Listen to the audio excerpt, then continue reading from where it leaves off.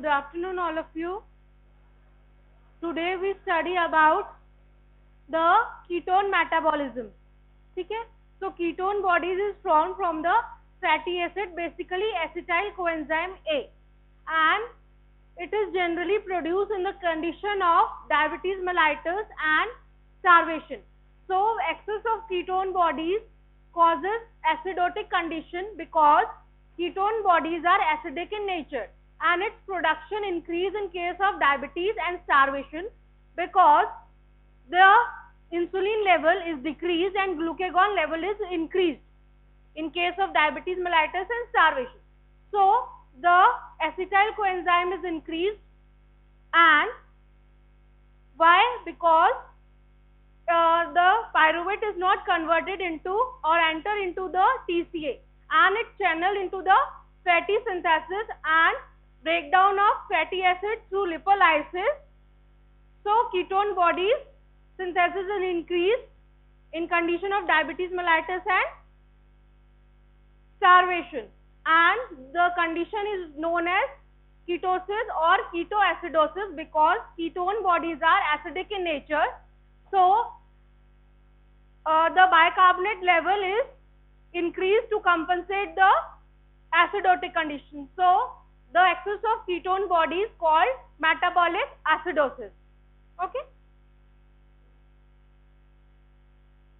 So the acetyl coenzyme A is enter into the TCA when there is a availability amount of oxaloacetate, means in condition of normal fed condition. So जब acetyl coenzyme में TCA में नहीं जाता तो उसके कारण वो किसमें उसका मेटाबॉलिज्म कन्वर्ट होता है कीटोन बॉडी सिंथेसिस में. So when the oxaloacetate condition is decrease in case of starvation, means when the carbohydrate is not available और when it is not properly synthesized in case of diabetes. So this oxaloacetate is normally form from pyruvate with the help of the enzyme pyruvate carboxylase. It is a anapleuritic reaction, means the anapleuritic reaction means it converted, either it form the compound, means pyruvate से oxaloacetate बन रहा है या oxaloacetate से pyruvate बन रहा है. So this is a anapleuritic reaction, means catabolism में भी involve है and anabolism में भी involve है. So TCA जो होता है वो आपका एनाप्लोरेटिक रिएक्शन होती है, उसमें कुछ मॉलिक्यूल्स का इनफ्लक्स होता है कुछ मॉलिक्यूल का इफ्लक्स होता है. That is the meaning of anaplerotic. So जो आपका टीसी होता है that is the anaplerotic cycle, means कुछ कंपाउंड फॉर्म होते हैं और कुछ कंपाउंड ब्रेक डाउन होते हैं. So this is a term, means fat are burn in the flame of carbohydrate, means fat को बर्न करने के लिए कार्बोहाइड्रेट का रिक्वायरमेंट होता है. क्यों? क्योंकि ग्लूकोज से क्या बनता है? पायरुवेट. यदि आपका सफिशिएंट अमाउंट ऑफ कार्बोहाइड्रेट है देन वो टीसीए साइकिल के थ्रू किस में कन्वर्ट होगा? ऑक्सैलोएसिटेट से, and this oxaloacetate is converted into the aspartate which is a amino acid. And this pyruvate यदि आपका कार्बोहाइड्रेट नहीं है प्रॉपर तो वो एसिटाइल कोएंजाइम में कन्वर्ट होता है एंड देन फिर वो citrate. So this is the lower part is a TCA cycle. यदि आपका कार्बोहाइड्रेट प्रॉपरली सिंथेसाइज हो रहा है, कार्बोहाइड्रेट प्रॉपरली फॉर्म हो रहा है, देन फिर आपका फैट एसिड फॉर्मेशन होगा. ठीक है. देन ये जो आपकी है ये ग्लूकोनियोजेनेसिस की साइकिल है. पायरुवेट ऑक्सैलोएसिटेट में बनाएगा, देन फॉस्फोइनोल पायरुवेट से थ्रू ग्लूकोनियोजेनेसिस आपका ग्लूकोज का फॉर्मेशन होगा. देन फास्टिंग और डायबिटीज की कंडीशन में क्या होता है? ग्लूकोनियोजेनेसिस एक्टिवेट हो जाता है, ऑक्सैलोएसिटेट कंज्यूम हो जाता है. अब यदि फैटी एसिड ज्यादा ऑक्सीडाइज हो जाएंगे तो क्या होगा? एसिटाइल कोएंजाइम प्रोड्यूस होगा which converted into the ketone bodies. There are 3 types of ketone bodies: beta hydroxybutyrate, acetoacetate and acetone. So basically आपकी कीटोन बॉडीज लीवर के अंदर सिंथेसाइज होती है एंड वेरियस ऑर्गन में ट्रांसपोर्ट होती है. And ketone bodies as a fuel of energy provide होते हैं जब नॉर्मली ब्रेन जो होता है वो आपका ग्लूकोज पे डिपेंडेंट होता है फॉर द एनर्जी, बट यदि आपका स्टार्वेशन की कंडीशन है, ग्लूकोज प्रोबेबली अवेलेबल नहीं है, देन उसके बाद the second molecule which provide energy to the brain is the ketone body. ठीक है. So ketosis is the formation of ketone bodies from acetyl coenzyme A, and it is basically synthesized in the liver mitochondria. So acetyl coenzyme A is the precursor of ketone body synthesis. So ये कहाँ से form होगा? Through the oxidation of fatty acids, through pyruvate and through another amino acid. Then first reaction है आपकी condensation. Two molecule of acetyl coenzyme A combine होके acetoacetyl coenzyme A बनाएंगे, which is catalyzed by the thiolase enzyme. So जिसे thiolase और acetoacetyl coenzyme में synthase भी करते हैं. Two molecule of acetyl coenzyme combine to form the acetoacetyl coenzyme A. Then फिर आपका बनता है HMG coenzyme A. ठीक है. अब आपने कीटोन बॉडीज में HMG कोएंजाइम में पढ़ा. सेकंड को HMG कोएंजाइम में कहाँ फॉर्म होता है? In the fatty acid synthesis. ठीक है. तो यदि माइटोकॉन्ड्रिया में HMG कोएंजाइम में सिंथेस है तो वो कीटोन बॉडीज का सिंथेसिस करेगा, और यदि वो साइटोसोल में प्रेजेंट है तो वो कोलेस्ट्रॉल सिंथेसिस करेगा. ठीक है. So acetoacetyl combined with the other molecule of acetyl and form the HMG coenzyme A, means beta hydroxy beta methyl butyryl coenzyme A, and it is catalyzed by the enzyme HMG coenzyme में synthase. Mitochondria वाला, mitochondria में ketone bodies का synthesise करेगा, और यदि cytoplasm में है तो कोलेस्ट्रॉल का सिंथेसिस. तो ये आपकी रिएक्शन है. ठीक है. अब इसका लाइसिस होगा. HMG कोएंजाइम में से क्या बनेगा? एसिटोएसिटेट एंड एसिटाइल कोएंजाइम में. अब ये जो HMG कोएंजाइम लाइज है वो सिर्फ लिवर में ही प्रोड्यूस होता है. दैट्स व्हाई जो कीटोन बॉडीज का सिंथेसिस होता है वो सिर्फ लिवर में होता है. ठीक है. सो दैट्स व्हाई आपकी एसिटोएसिटेट आपकी प्राइमरी कीटोन बॉडीज है, एंड सेकेंडरी कीटोन बॉडीज का एग्जांपल है beta hydroxy butyrate and acetone. So primary ketone bodies is acetoacetate. ठीक है. अब HMG कोएंजाइम में लाइज के थ्रू बन गया आपका एसिटोएसिटेट एंड एसिटाइल कोएंजाइम. अब इससे स्पॉन्टेनियसली एसिटोएसिटेट किस में कन्वर्ट हो जाएगा? एसीटोन. एंड डीकार्बोक्सिलेशन से वो बन जाएगा बीटा हाइड्रोक्सी ब्यूटाराइड. ठीक है. अब एसिटोएसिटेट जो है वो आपका किससे प्रोड्यूस होता है? Ketogenic amino acid. Amino acid various type के होते हैं, ग्लूकोजेनिक, कीटोजेनिक और both glucogenic and ketogenic. So ketogenic amino acid का एग्जांपल है ल्यूसीन, लाइसिन, फिनाइलएलनिन एंड टायरोसिन. अब जो आपका है एसिटोएसिटेट से बीटा हाइड्रोक्सी ब्यूटारेट फॉर्म हुआ with the help of the enzyme dehydrogenase. जहां पर भी डिहाइड्रोजिनेज यूज होता है वहां पे NADPH या FAD यूज होता है. तो डिहाइड्रोजिनेज से आपका NAD में कन्वर्ट होता एंड बीटा हाइड्रोक्सी ब्यूटाराइड फॉर्म हुआ. ठीक है. जहां पे भी डिहाइड्रोजिनेज एंजाइम यूज होता है वहां पे रिड्यूसिंग एजेंट एज या तो NADH यूज होता है या FAD. ठीक है. और जहां पे भी काइनेज तो वहां पे ATP या GTP. ठीक है. क्योंकि काइनेज जो होता है वो आपका फॉस्फोराइलेशन कराता है. देन आपका एसिटेट से एसीटोन स्पॉन्टेनियसली फॉर्म हो जाएगा. So this is the overall reaction of ketogenesis. Then ketolysis means breakdown of the ketone body. Ketone bodies का सिंथेसिस हो रहा है आपके लिवर के माइटोकॉन्ड्रिया में, लेकिन कीटोन बॉडीज का जो ब्रेकडाउन होता है वो apart from the liver and RBC सारे टिश्यू में होता है. क्यों? क्योंकि लिवर के अंदर जो ब्रेकडाउन करने के लिए एंजाइम यूज होता है थायोफोरेज, वो लिवर के अंदर एब्सेंट होता है. तो कीटोन बॉडीज का सिंथेसिस होता है आपके लिवर के अंदर, लेकिन जो ब्रेकडाउन होता है वो सारे टिश्यू में सिर्फ लिवर एंड आरबीसी को छोड़ के उसका ब्रेकडाउन होता है. And ketone bodies act as a fuel in the heart, muscle, renal cortex as well as in the brain. So जैसे ही आपका फास्टिंग का थर्ड डे स्टार्ट होगा, मीन्स आपका ग्लूकोज लेवल डिक्रीज होगा, तो कीटोन बॉडी जो है वो ब्रेन को आपका एनर्जी सप्लाई करने लगेंगी. And heart also use ketone bodies for the purpose of energy. Then normally brain जो होता है वो 120 gram of glucose per day लेता है, लेकिन स्टारवेशन की कंडीशन में वो अपने आप को अडेप्ट कर लेता है और सिर्फ 1 डे में उसको 40 ग्राम अमाउंट ऑफ द ग्लूकोज चाहिए होती है. एंड जो उसका मेन फ्यूल होता है वो कीटोन बॉडीज होता है for the energy in case of starvation. Now the reaction जो फर्स्ट है आपका बीटा हाइड्रोक्सीब्यूटाराइट, वो एसिटोएसीटेट में कन्वर्ट होगा, देन फिर एसिटाइल कोएंजाइम में. तो एसिटोएसीटेट से एसिटाइल कोएंजाइम में with the help of the enzyme thiophorease, and this thiophorease is absent in liver. That's why जो लिवर जो है वो कीटोन बॉडीज का डिग्रेडेशन नहीं करती. देन ये जो एसिटोएसीटेट से एसिटाइल कोएंजाइम बनेगा वो टीसी साइकिल में कंज्यूम हो जाएगा. So this is the breakdown of the ketone body. Beta hydroxybutyrate converted into acetoacetate, then acetoacetyl coenzyme A, and this acetoacetyl coenzyme A break down into 2 molecule of acetyl coenzyme A.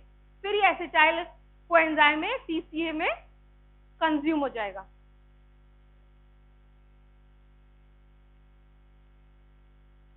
Then how the ketogenesis is regulated?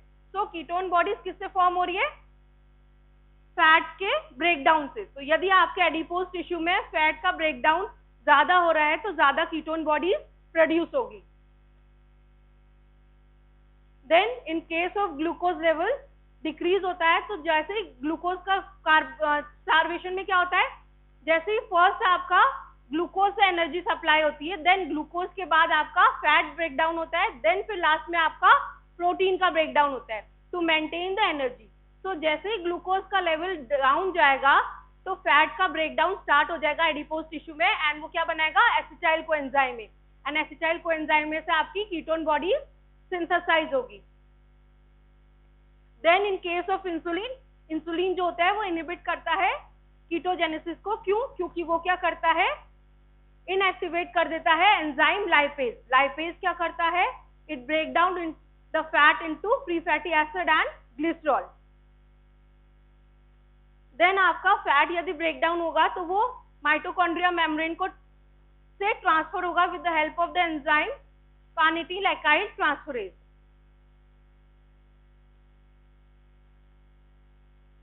Then वो bind कर जाएगा malonyl coenzyme से, and फिर then आपका fatty acid का, और फिर acetyl coenzyme से वो टीसीए में चला जाएगा.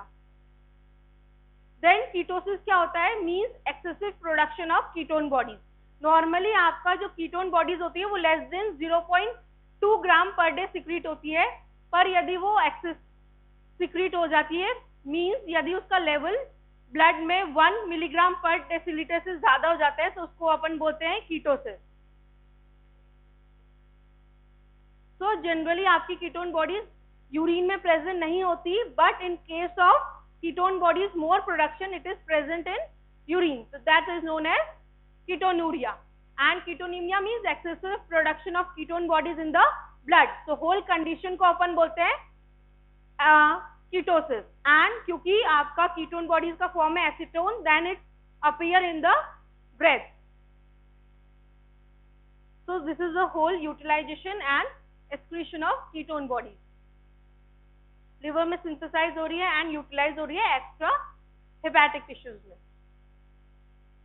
Then acetyl ketone bodies form हुई, ब्रेक डाउन हुई एसिटाइल कोएंजाइम में, टीसीए में जाके कार्बन डाइऑक्साइड प्रोड्यूस करती है, क्योंकि टीसीए जो होता है वो is a part of secondary metabolism. Primary metabolism में वेरियस कंपाउंड स्मॉल मॉलिक्यूल्स में कन्वर्ट होते हैं, देन सेकेंडरी मेटाबॉलिज्म में टीसीए आता है, फाइनल मेटाबॉलिज्म में आपका ईटीसी आता है, जहाँ पे मेनली एटीपी प्रोड्यूस होता है.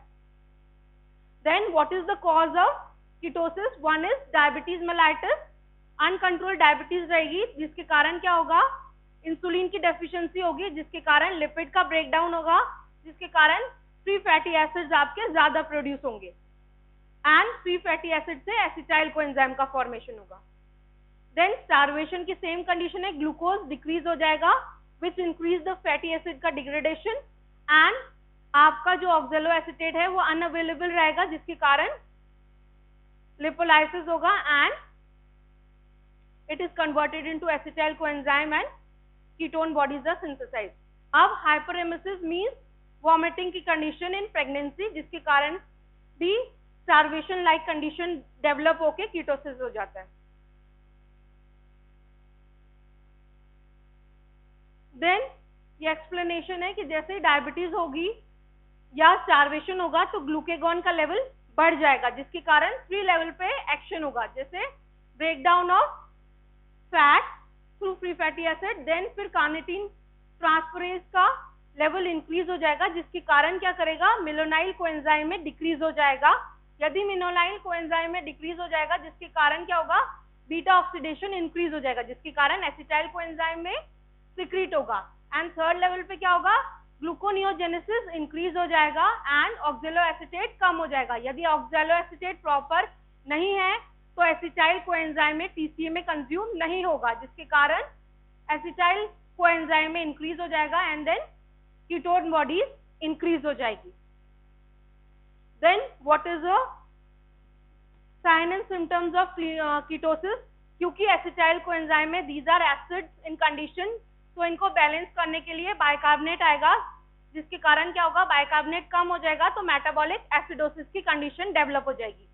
देन क्योंकि बाइकार्बोनेट यूज हो रहा है टू बैलेंस द एसिड, तो बफर रिड्यूस हो जाएगा। इसमें पेशेंट को एसिडोटिक ब्रीदिंग होती है, क्योंकि जैसे ही आपका मेटाबॉलिक एसिडोसिस की कंडीशन बढ़ेगी देन कार्बन डाइऑक्साइड का लेवल इंक्रीज हो जाएगा, then number of respiration hyperventilation में जाएगा पेशेंट। एंड कीटोसिस की मेन कॉस्मोकॉल रेस्पिरेशन, जो रैपिड रेस्पिरेशन होता है उसका एक स्पेसिफिक टर्म डिफाइंड है in case of ketosis, that is Kussmaul respiration. Then क्योंकि एसीटोन आपके ब्रीथ में आ रहा है तो एसीटोन लाइक स्मेल आएगी। देन टू मेंटेन द, क्योंकि आपका एसिड जा रहा है तो साथ में सोडियम का भी लॉस होगा, जिसके कारण ऑस्मोटिक डायूरेसिस होगा। Diuresis mean dehydration, sodium loss हो रहा है with the help of ketone body जो है वो एज अ सोडियम सॉल्ट के फॉर्म में रिलीज होती है यूरिन से, तो सोडियम कम हो जाएगा।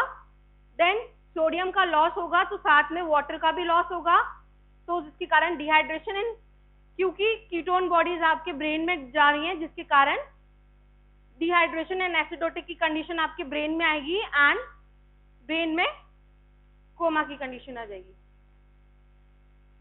देन ये ऑलरेडी आपको एक्सप्लेन हो चुका है कि बाइकार्बोनेट जिसके कारण एसिडोसिस डेवलप होगा। Then how to diagnose ketosis? It is a ketone bodies and इसके लिए हम स्पेसिफिकली रोथराज टेस्ट करते हैं in the lab. Then how to differentiate कि कीटोसिस जो है वो डायबिटीज के कारण है एंड स्टार्वेशन के कारण है। डायबिटीज के कारण यदि है तो पेशेंट में यूरिन में भी शुगर प्रेजेंट होगी, क्योंकि diabetes means blood sugar level increase है, ठीक है। तो डायबिटीज के कारण है या स्टार्वेशन के कारण है, उसको डिफरेंशिएट करने के लिए हम बेनेडिक्ट टेस्ट करेंगे यूरिन में। यदि यूरिन में शुगर प्रेजेंट है तो इसका मतलब डायबिटिक कीटोएसिडोसिस है, और यदि यूरिन में शुगर प्रेजेंट नहीं है तो यानी स्टार्वेशन के कारण आपका कीटोएसिडोसिस हो रहा है, ठीक है। देन क्योंकि आपको एसिडोसिस की कंडीशन मैनेज करनी है, पेशेंट स्टार्वेशन में है, देन आप उसको इंसुलिन एंड ग्लूकोज देंगे। अब इंसुलिन का रोल क्या होता है? इंसुलिन जैसे ही बॉडी में सिक्रीट होता है, जिसके कारण क्या होता है, पोटेशियम जो है वो सेल्स में चला जाता है और हाइपोकैलिमिया की कंडीशन होती है। जब भी अपन पेशेंट में इंसुलिन इन्फ्यूजन करते हैं then we have to maintain the potassium level.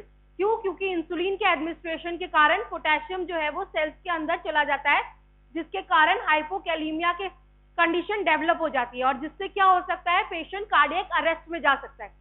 So when we are treating the patient with the insulin injection, then we have to maintain the potassium level.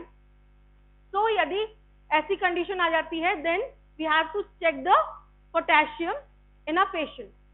Then फिर क्योंकि अपन insulin administer करें, acidosis की condition है, then अपन patient को bicarbonate देंगे ताकि electrolyte as well as fluid balance maintain हो सके। That's all for today.